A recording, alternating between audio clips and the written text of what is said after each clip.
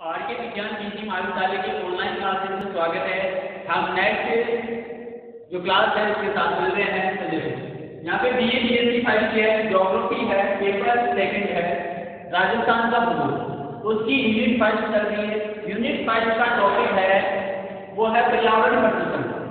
पर्यावरण प्रदूषण टॉपिक में से परीक्षाओं में क्वेश्चन पूछा गया है। पर्यावरण प्रदूषण से आप क्या समझते हैं?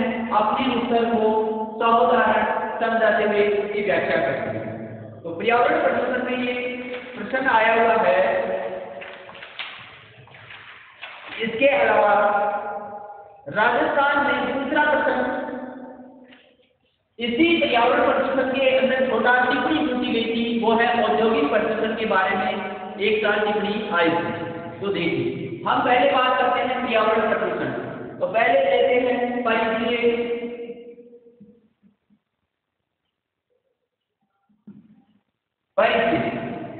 पर्यावरण प्रदूषण वर्तमान युग में आधुनिक सभ्यता द्वारा उत्पन्न एक भयावह यानी भयंकर समस्या है। पर्यावरण प्रदूषण की अगर परिभाषा की बात की जाए तो देखो एक स्वस्थ एवं संतुलित पर्यावरण में बाहरी अवांछित तत्वों के द्वारा उत्पन्न असंतुलन की दशा को पर्यावरण प्रदूषण कहते हैं। सामान्य शब्दों में प्रदूषण पर्यावरण के जैविक तथा अजैविक तत्वों के रासायनिक, भौतिक तथा जैविक गुणों में होने वाला वह अवांछनीय परिवर्तन है जो कि मानवीय क्रियाकलापों के परिणाम स्वरूप उत्पन्न होता है। यानी मानव कोई भी क्रियाकलाप करता है उसमें थोड़ा सा अव्यवस्था या उसकी अति हो जाती है, तब पर्यावरण में वह असंतुलन या प्रदूषण का स्रोत माना जाता है। अब देखिए आइए बात करते हैं प्रदूषण के स्रोतों। प्रदूषण के स्रोत। प्रदूषण के स्रोत दो प्रकार के होते हैं। नंबर 5 स्रोत है वो है प्राकृतिक स्रोत।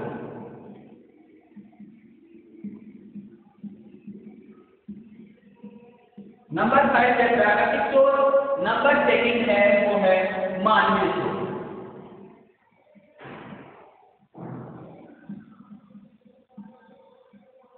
तो 5 हो गया प्राकृतिक और दूसरा है मानवीय स्रोत। देखो प्रथम है प्राकृतिक स्रोत। इस वर्ग में प्राकृतिक क्रियाओं के दौरान निष्प्रदूषक प्रदूषक तत्वों को सम्मिलित किया जाता है। इनमें ज्वालामुखी, राख एवं धूल, बाढ़, सूखा, मृदा अपरदन, तूफान आदि से उत्पन्न तत्व प्रमुख है। सेकंड है मानवीय तत्व। प्रदूषण से मानव जनित स्रोत निम्नलिखित है। मानवीय स्रोतों के अंदर नंबर 5 है औद्योगिक बहिष्कार, यानी उद्योगों से निकला हुआ कच्चा तत्व अपन कह सकते हैं इसको। सेकंड है घरेलू बहिष्कार, जो घरेलू घरों से निकलने वाला अपशिष्ट पदार्थ वगैरह। तीसरा है वाहिक मल, जो सिविल लाइन वगैरह घरों के माध्यम से निकलता है। कृषि बहिष्कार यानी कृषि के द्वारा निकलने वाले अपशिष्ट पदार्थों को यहाँ पे सम्मिलित किया गया है। तथा तेल स्रोत, जो विभिन्न प्रकार के तेल वगैरह वाले स्रोत है उनको सम्मिलित किया गया है। तथा दहन क्रिया यानी किसी भी अपशिष्ट पदार्थों को या जैसे पराली वगैरह है, खेतों के अपशिष्ट है, उनको जलाने से दहन क्रिया द्वारा भी प्रदूषण होता है। इसके अलावा नगर पालिका अपशिष्ट पदार्थ।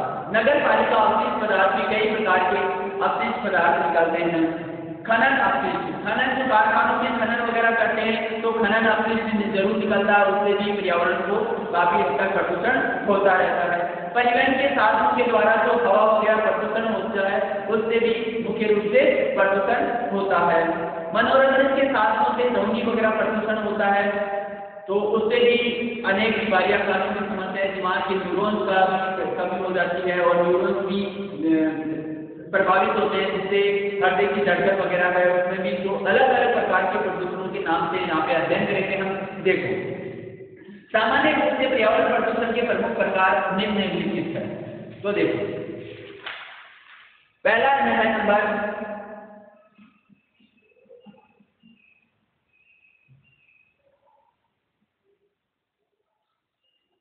हम अगर बात करें तो पहला है भौतिक घटकों के प्रदूषण। भौतिक घटकों के प्रदूषण है इसमें जल प्रदूषण, वायु प्रदूषण, ध्वनि प्रदूषण, भू प्रदूषण। सामाजिक सांस्कृतिक प्रदूषण में आ जाता है आर्थिक प्रदूषण, राजनीतिक प्रदूषण, धार्मिक प्रदूषण, सामाजिक प्रदूषण। क्षेत्रीय प्रदूषण में नगरीय प्रदूषण, ग्रामीण प्रदूषण, औद्योगिक क्षेत्रों का प्रदूषण। अब ये थे प्रदूषणों के विभिन्न प्रकार। अब बात करते हैं नंबर 1 का। पहला है जल प्रदूषण, जो भौतिक पदार्थों से जुड़ा हुआ है। जल प्रदूषण यानी वाटर पॉल्यूशन। अब इसमें जो सी है वैज्ञानिक है आउट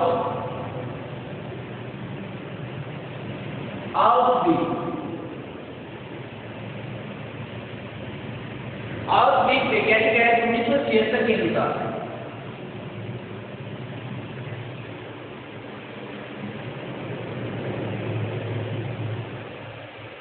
1976 के अनुसार मानवीय क्रिया, इसके अनुसार परिभाषा दी है जल प्रदूषण की परिभाषा दी है इन्होंने।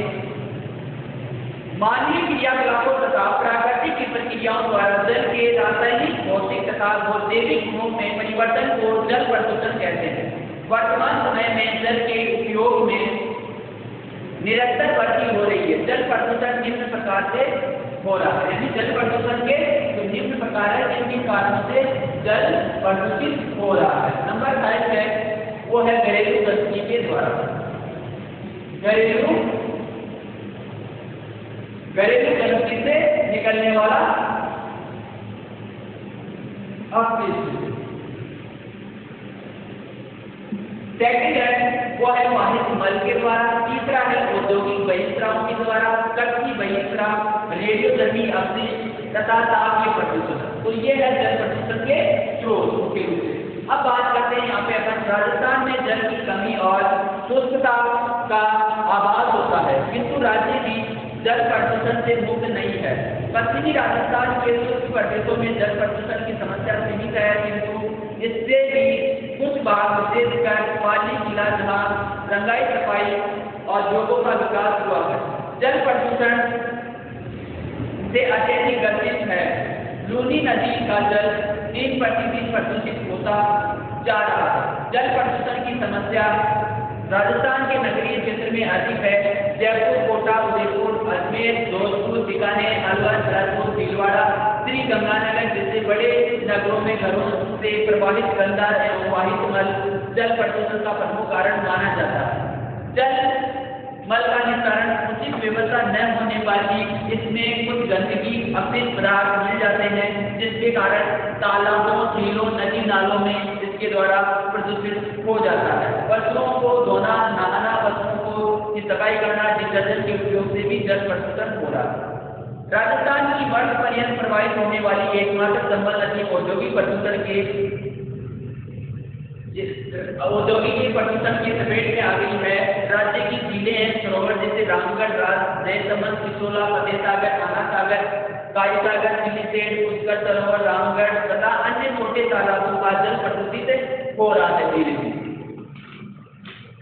जल प्रदूषण के कारण मानव स्वास्थ्य पर हानिकारक प्रभाव हो रहे हैं तथा पेट एवं आंतों की बीमारियां तथा हैजा, टाइफाइड, डायरिया, पेचिस, पीलिया आदि का प्रकोप भी अधिक होता जा रहा है। जल प्रदूषण का प्रभाव मानव पर ही नहीं अपितु जल जीवों पर, वनस्पतियों यानी पेड़ पौधों पर भी जल प्रदूषण का प्रभाव पड़ता है।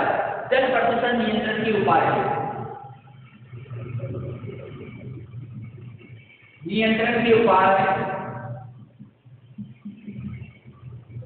जल प्रदूषण नियंत्रण के उपाय। जल प्रदूषण को रोकने हेतु वाहित जल के निस्तारण एवं शुद्धिकरण की उचित व्यवस्था आवश्यक तथा उद्योगों द्वारा निस्तारण जल स्रोतों में छोड़ने पर रोक लगाना आवश्यक है। पेयजल स्रोतों के आसपास नहाना धोना नहीं चाहिए तथा जल में पशुओं को नहीं लेना चाहिए तथा जल का जो अपशिष्ट पदार्थ है जो निकलता है जलों से या कहीं से भी उसकी उचित व्यवस्था करनी चाहिए, जिसके कारण जल प्रदूषण कम से कम हो। उसके लिए जल चेतना, शिक्षा, एजुकेशन, समाज में गोष्ठियां, संगोष्ठियां, सेमिनार वगैरह आयोजित करके लोगों में जागरूकता फैलानी चाहिए कि जल जो अगर प्रदूषित करेंगे तो उससे कितना प्रभाव पड़ेगा और आने वाले समय में कितना जल दुर्लभ हो जाएगा। अब ये तो कहा पहला जल प्रदूषण। अब सेकंड बात करते हैं हम वायु प्रदूषण। सेकंड है वो है वायु प्रदूषण। वायु प्रदूषण की अगर वायु पृथ्वी पर जीवन का आधार है, क्योंकि इससे प्राणियों एवं जीव जंतुओं को ऑक्सीजन एवं वनस्पति को CO2 मिलती है, जिससे उनका पोषण होता है।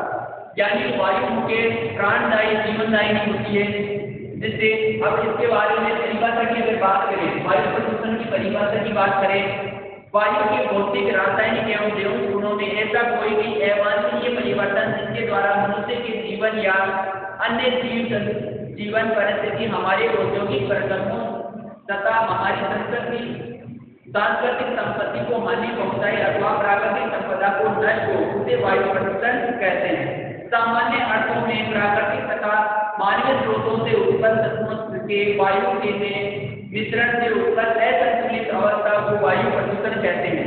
प्राकृतिक कारणों से वायु प्रदूषण सीमित है, किंतु वर्तमान में मानवीय स्रोतों द्वारा होने वाला प्रदूषण इतना अधिक हो जाता रहा है कि वह एक समस्या बन गई है। वायु प्रदूषण के स्रोत देखो, वायु प्रदूषण के जो स्रोत है वो देखो किन है। नंबर 5 स्रोत है वो है प्राकृतिक स्रोत। प्राकृतिक स्रोतों की अगर बात की जाए तो प्राकृतिक स्रोत है वो भी कई प्रकार के हैं। प्राकृतिक स्रोतों में नंबर 5 है वो है ज्वालामुखी। ज्वालामुखी के अलावा है वनाग्नि, तूफान, कोहरा। मानवीय स्रोत घरेलू कार्यों में दहन, वाहनों में दहन, औद्योगों द्वारा, रसायनों द्वारा, विलायकों के प्रयोग से, रेडियोधर्मी पदार्थों के द्वारा। तो इस प्रकार मुख्य रूप से वायु प्रदूषण प्रमुख कारण वाहनों द्वारा छोड़े गए वाले धुआं और औद्योगों से निकलने वाली जहरीली गैसें अनेक प्रकार से है। इन गैसों में हाइड्रोकार्बन, नाइट्रोजन और सल्फर के विभिन्न ऑक्साइड तथा कार्बन मोनोऑक्साइड और शीशे के कण पाए जाते हैं, तो वायु प्रदूषण कहलाते हैं।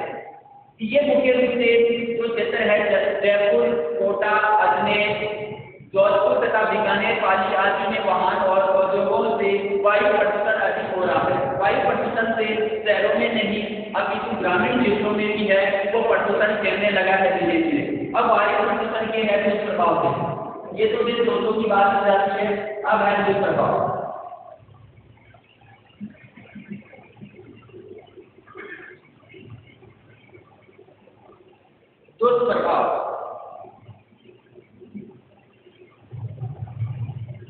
दुष्प्रभाव की अगर बात की जाए, वायु प्रदूषण के दुष्प्रभाव मानव स्वास्थ्य पर प्रत्यक्ष रूप से प्रभाव डालते हैं। इससे मानव में ब्रायोकाइटिस, गले का दर्द, निमोनिया, फेफड़ों का कैंसर, हृदय रोग आदि हो जाते हैं। मानव में अतिरिक्त पशु पक्षियों तथा वनस्पतियों पर भी वायु प्रदूषण का विपरीत प्रभाव होता है। वायु प्रदूषण से तापमान बढ़ रहा है, जिससे द्वीपों की बर्फ पिघल रही है तथा महासागरों का जल स्तर बढ़ रहा है। वायु प्रदूषण को नियंत्रण करने के उपाय है।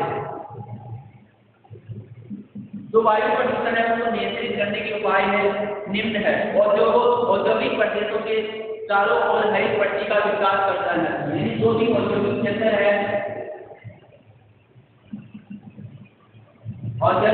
है, इसके चारों तरफ क्या औद्योगिक पट्टियों का पेड़ों की पट्टियों को लगा देनी चाहिए।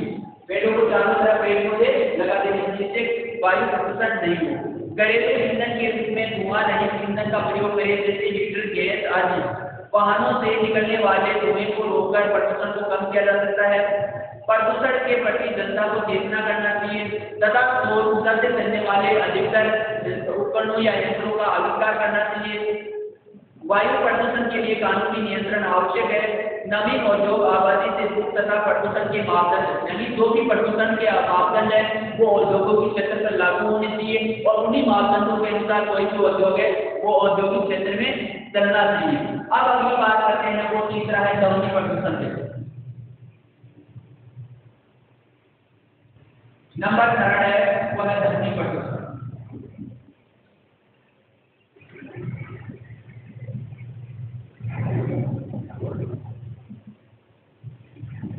ध्वनि प्रदूषण की अगर बात करें, प्रकृति में किसी भी वस्तु से जनित सामान्य आवाज को ध्वनि कहते हैं। आपने को पता है कि सामान्य से कोई भी आवाज निकलती है किसी वस्तु से प्रकृति में, वो क्या कहलाती है? आवाज कहलाती है। इसी प्रकार ध्वनि प्रदूषण उस दशा को कहते हैं जब ध्वनि की मात्रा इतनी अधिक हो जाए कि मनुष्य की मानसिक क्रियाओं में विघ्न उत्पन्न हो जाए। यानी मानव को क्या है, चिड़चिड़ा अनुभव होने लगता है, कहते हैं वो या एक की 80 डेसिबल से ऊपर या 90 डेसिबल से ऊपर जो सामान्य आवाज के ऊपर आवाज है उससे अधिक आवाज होने पर वो क्या है प्रदूषण का रूप धारण कर लेती है। मुख्य रूप से ध्वनि की जो मापक इकाई है वो डेसिबल होती है। डेसिबल में नापा जाता है। ये जो एजुकेशन उसमें छोटे आगे पर्यावरण के अंदर भी क्वेश्चन पूछा जाता है। प्रदूषण वाले मैटर में से 1 या 2% पूछे जाते हैं, या तो इनकी गैसों वगैरह के बारे में पूछा जाता है या अन्य किसी। तो इसका हमें डेसिबल पूछा जाता है। मुख्य रूप से 75 से 90 डेसिबल ध्वनि उपयुक्त रहती है। इसके ऊपर ध्वनि प्रदूषण करती है। वर्तमान में नगरों में दिन के समय वाहनों तथा कारखानों में मशीनों का शोर समस्या बनता जा रहा है। रेडियो, टेलीविजन, लाउड स्पीकर एवं अन्य वाद्य यंत्रों का शोर प्रदूषण की समस्या का धारण कर रहा है। अब बात करते हैं यहाँ पे स्रोत कौन से हैं। स्रोत मुख्य रूप से कौन कौन से स्रोत है? प्राकृतिक स्रोत, सड़क ढांचा, हरिकेन, ओलावृष्टि, ज्वालामुखी, बादल, गरजना, विस्फोट, भूकंप आदि प्रमुख है। जीवीय स्रोत है शेर का दहाड़ना, कुत्ते का भौंकना, हाथी की शिकार आदि। अगर कृत्रिम स्रोतों की बात की जाए तो कृत्रिम स्रोत जो मानव निर्मित है, औद्योगिक धंधे तथा मशीनें, जितनी भी मशीनें चलती है वो परिवहन के साधन, जेट विमान, मनोरंजन के साधन, सामाजिक क्रियाकलाप आदि ये मुख्य रूप से ध्वनि प्रदूषण के स्रोत है। अब ध्वनि प्रदूषण है उसके दुष्प्रभाव देखते या इसके प्रभाव देखते। ध्वनि प्रदूषण का जो प्रभाव है वो देखिए। कौन कौन से ऐसे प्रभाव है जो ध्वनि से द्वारा उत्पन्न होते हैं? इससे चिड़चिड़ापन, अनिद्रा, सिर में दर्द, बहरापन, मानसिक नैतिकता, चिंता, थकान, दीर्घ अवधि तक ध्वनि प्रदूषण में रहने के कारण न्यूरोटिक मेंटल डिसऑर्डर हो जाता है तथा रक्त प्रवाह कम हो जाता है। शरीर की रोग प्रतिरोधक क्षमता भी कम हो जाती है। अब है ध्वनि प्रदूषण का नियंत्रण किस प्रकार किया जाए? नियंत्रण देखो ध्वनि प्रदूषण का नंबर 5 है। नियंत्रण की बात की जाती है। अधिक शोर प्रदूषण करने वाले औद्योगिक प्रतिष्ठानों को आबादी से दूर स्थापित किया जाए। मोटर वाहन तेज हॉर्न पर प्रतिबंध लगाना चाहिए। तेज आवाज के लाउड स्पीकर पर कानूनी प्रतिबंध लगाकर जेट यानों में टर्बोजेट इंजनों के निर्माण पर और अवशोषकों का प्रयोग किया जाए जिससे आवाज क्या अवशोषित करने और आवाज बाहर कम देने वायुमंडल में। अत्यधिक शोर करने वाले वाहनों को बंद कर देना चाहिए। अब बात करते हैं अगला है भू प्रदूषण। चौथा है भू प्रदूषण।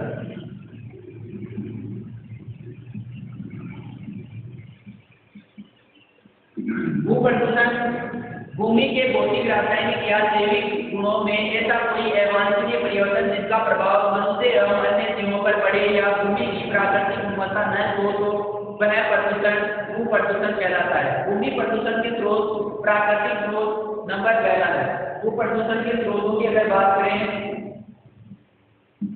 तो निम्न स्रोत है। नंबर 5 है मृदा का कटाव, भूस्खलन, जल अम्लता, अम्ल वर्षा, कार्यता से उत्पन्न भू प्रदूषण के अंतर्गत आते हैं।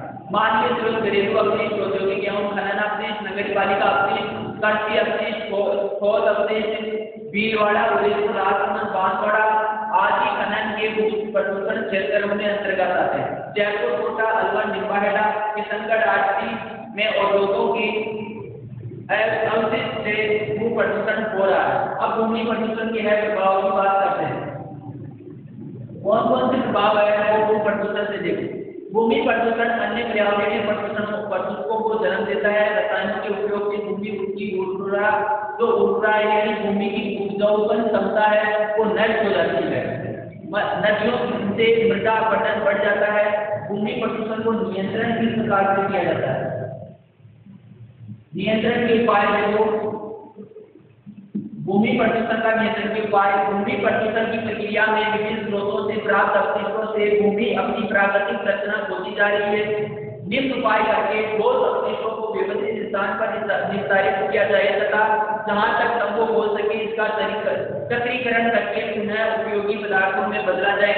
कंपोस्ट बनाना, कूड़े करकट से भूमि में निस्तारण कर देना, अपशिष्टों से ऊर्जा उत्पादन करना तथा उद्योगों से निकले अपशिष्ट समाप्त करने की उचित व्यवस्था होनी चाहिए।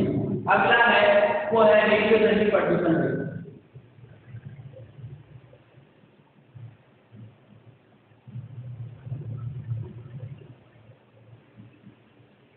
रेडियोधर्मी प्रदूषण। रेडियोधर्मी प्रदूषण करता देखो नाभिकीय पदार्थों की क्रियाशीलता द्वारा उत्पन्न प्रदूषण को रेडियोधर्मी प्रदूषण कहते हैं। रेडियोधर्मी का एक प्रक्रिया का परिणाम है जिसमें विघटन से समय उच्च शक्ति का विकिरण होता है। इसका प्रभाव जल, थल और वायुमंडल में देखा जा सकता है। रेडियोधर्मी प्रदूषण के स्रोत, प्राकृतिक स्रोत अगर बात करते हैं रेडियोधर्मी पदार्थ प्रदूषण के स्रोत, तो नंबर 5 स्रोत है यह है यूरेनियम, थोरियम, प्लूटोनियम, कोबाल्ट आदि प्रमुख है। कृत्रिम स्रोत मानव द्वारा निर्मित अणु रिएक्टर, अणु पंप, एक्सरे मशीनें, रेडियोग्राफी आदि मुख्य हैं। रेडियोधर्मी जो प्रदूषण है इसके प्रभाव की बात करते हैं। इसके प्रभाव है नंबर 6 परमाणु विस्फोट से जल तथा वायु प्रदूषण होता है। तीन में भूतलों के लक्षणों में परिवर्तन आ जाता है। कैंसर तथा बालों का गिरना, रक्त की कमी हो जाना तथा आदि बीमारियां हो जाती है। गर्भस्थ शिशुओं की मृत्यु हो जाती है तथा संभावना होती है।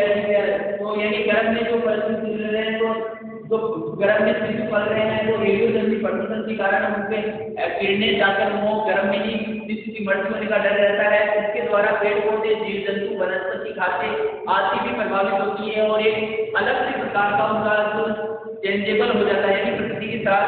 रेडियोधर्मी प्रदूषण को नियंत्रण करने के उपाय हैं। नियंत्रण करने के उपाय है नंबर 5 अंतर्राष्ट्रीय कानून द्वारा भूमिगत वायुमंडल और जलमंडल में परमाणु बमों के परीक्षण पर प्रतिबंध लगा दिया जाना चाहिए। सेकंड है परमाणु बम निर्माण पर रोक लगा देनी चाहिए। तीसरा है वैज्ञानिक द्वारा प्राकृतिक पर्यावरण एवं मानव शरीर में परमाणु विकिरण एवं प्रदूषण का परीक्षण करना चाहिए तथा शोधात्मक तरीके अपनाए जाने चाहिए। चौथा अगर बात करें तो मानव समाज के सुरक्षा निरंतरता जारी रखने के लिए तथा खुशहाली के लिए विभिन्न प्रदूषणों की नियंत्रण करना आवश्यक है। इसके अलावा प्रदूषण निकट भविष्य में मानव जाति के लिए भयंकर खतरा बन सकता है। अगर इन सभी प्रदूषणों को हम बिल्कुल से कंबाइन यानी इसके निस्तारण के विचार नहीं करेंगे और जनचेतना नहीं फैलाएंगे तो आगे भयंकर रूप ले सकता है तथा इसके साथ में ही पारिस्थितिकी सुधार एवं पर्यावरण प्रदूषण पर नियंत्रण सुधारने में विशेष उपाय करने आवश्यक है। इस दिशा में राजस्थान स्टेट पर्यावरण अधिनियम 2010 में व्यापक सुझाव दिए गए हैं।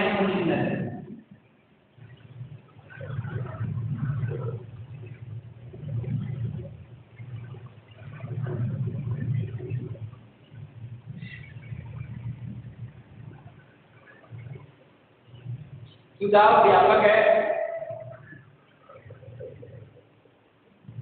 राजस्थान स्टेट पर्यावरण अधिनियम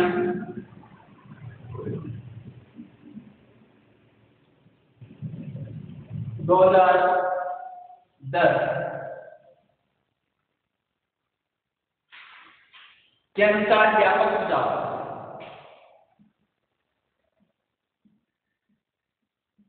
व्यापक सुझाव दिए गए हैं वो है नंबर 1।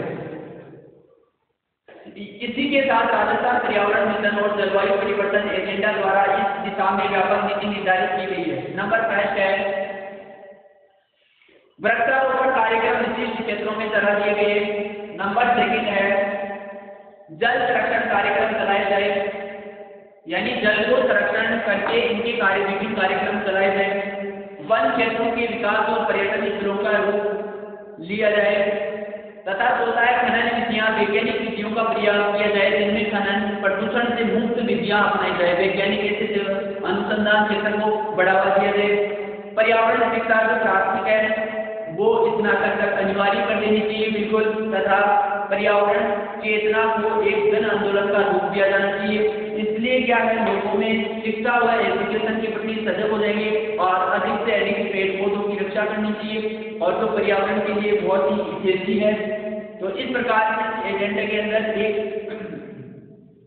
भूमि तथा संपूर्ण जो पर्यावरण के लिए सुरक्षा हेतु काम किया जाता है उसमें विभिन्न प्रकार की गैसें इससे जीवनदायिनी जो ओजोन वगैरह कहते हैं उनको भी प्रभावित हो रही है। तो इनको भी बचाने के लिए साथ ही साथ पर्यावरण जो जितनी गैसों का स्तर है उन गैसों के स्तर को कम करके और एक अच्छे आने वाली पीढ़ी के लिए जो संसाधन है वायु, तो उन जो चीजें हैं उनको आगे से आगे विस्तारित किया जाए और उनको उपलब्ध कराया जाए। तो ये था पर्यावरण प्रदूषण के बारे में, सभी प्रदूषणों के बारे में या तो टिप्पणी पूछी जाती है परीक्षा में या बड़ा क्वेश्चन पूछा जाता है।